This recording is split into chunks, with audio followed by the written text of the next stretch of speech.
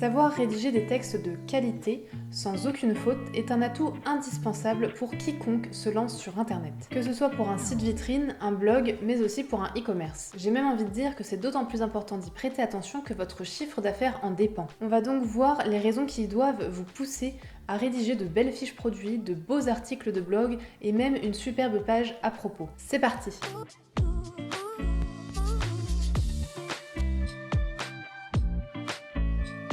Si vous rédigez beaucoup de contenu sur votre site internet, que ce soit dans les descriptions de vos produits ou bien dans de longs articles de blog intéressants, et surtout que vos textes ne contiennent aucune faute d'orthographe, de syntaxe, cela montrera votre sérieux et votre professionnalisme à vos visiteurs. Ce n'est en effet pas vraiment professionnel de ne pas donner des informations clés à vos prospects, en particulier dans vos fiches produits. Si vous donnez toutes les informations dont vos potentiels clients ont besoin, c'est bien plus professionnel que de mettre uniquement des images du produit, quelques points importants et c'est tout. Ce type de fiche produit donne tout simplement l'impression à certains de vos visiteurs que la fiche produit, la description a été bâclée et qu'il manque des informations qui devraient figurer dans la description. De même, si vous proposez une FAQ structurée et complète, cela montrera à vos potentiels clients que vous avez l'habitude des questions et interrogations que vos clients pourraient se poser. Cela montre que vous êtes en mesure d'anticiper les besoins et de pouvoir y répondre au mieux. On voit rapidement la différence d'expérience et de sérieux en comparant deux boutiques en ligne, simplement en regardant leur page FAQ. Donc ne négligez pas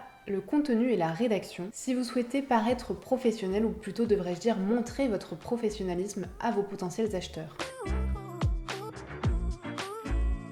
En plus de montrer votre sérieux, l'écrit permet de montrer que vous connaissez votre sujet, que vous n'êtes pas là simplement pour vendre vos produits, mais que votre entreprise s'intéresse sincèrement à ses clients, à leurs besoins, et surtout que vous savez ce que vous vendez, que vous vous intéressez aux produits que vous vendez. Grâce à une rédaction travaillée, que ce soit à travers des descriptions de produits ou bien d'articles de blog, vous montrez à vos visiteurs que vous connaissez vraiment votre sujet. Admettons que vous vendiez des accessoires de cuisine. Il va être essentiel d'utiliser certains termes de cuisine lorsque vous présenterez vos produits. Vous pouvez également donner des idées de recettes au sein même des fiches produits. Et pourquoi pas également rédiger des articles spécifiques pour répondre à certaines interrogations que des cuisiniers du dimanche pourraient se poser. Vous n'êtes pas uniquement là pour vendre des outils pour cuisiner, vous êtes aussi là pour aider vos prospects et vos clients à utiliser au mieux les produits qu'ils achèteront sur votre boutique et à se régaler grâce à de vrais conseils et à des recettes qu'ils trouveront sur votre site. Les deux points précédents permettent de donner confiance aux visiteurs de votre boutique. Ces derniers auront davantage envie d'acheter chez vous plutôt que chez un concurrent. Et oui, car si vous montrez que vous êtes un acteur sérieux et que vous apportez de la valeur à vos prospects avant même qu'ils aient sorti leur carte bleue, cela leur donnera vraiment confiance en votre boutique, en votre marque, en votre entreprise. Si certains arrivent à vendre avec des boutiques peu travaillées, avec peu de texte, des fautes d'orthographe, imaginez ce que vous pourriez réussir à faire avec une boutique bourrée d'informations croustillantes et de textes qui donnent envie. Si aujourd'hui votre boutique ne vend pas, c'est peut-être dû à un manque de confiance de la part de vos visiteurs. Ce que je vous conseille, c'est de vous mettre à leur place ou bien de demander à votre entourage de répondre à la question suivante. Pourquoi vous n'achèteriez pas sur mon site ? Vous mettrez alors tous les aspects de votre boutique qui coincent, même ceux qui ne concernent pas la rédaction d'ailleurs. Un autre petit point qui entre en compte dans l'aspect de confiance, c'est peut-être un point évident pour vous mais je dois l'évoquer ici, ce sont les fautes d'orthographe. Plus généralement les fautes de français. Si vous n'êtes pas à l'aise en rédaction et que vous avez tendance à faire de nombreuses fautes, je vous invite grandement à faire relire tous vos textes. Que ce soit par des proches ou bien encore par des professionnels, c'est vraiment très important. Vous pouvez par exemple vous rendre sur la plateforme 5euros.com et vous trouverez des rédacteurs et des personnes qui vont relire votre travail avec des tarifs plutôt attractifs.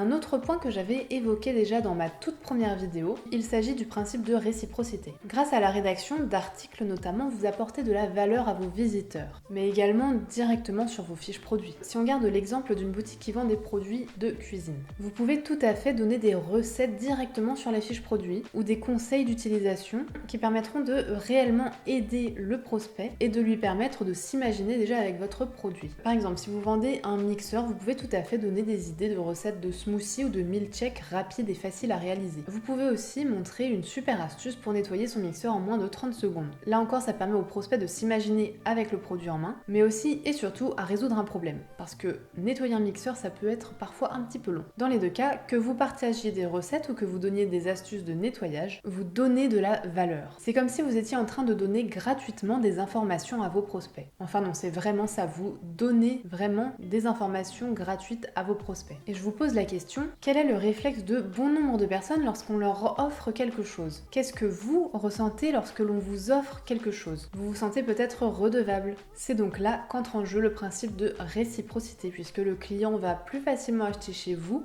que chez un concurrent qui n'aurait pas fait tous ces efforts et qui ne lui aurait rien apporté.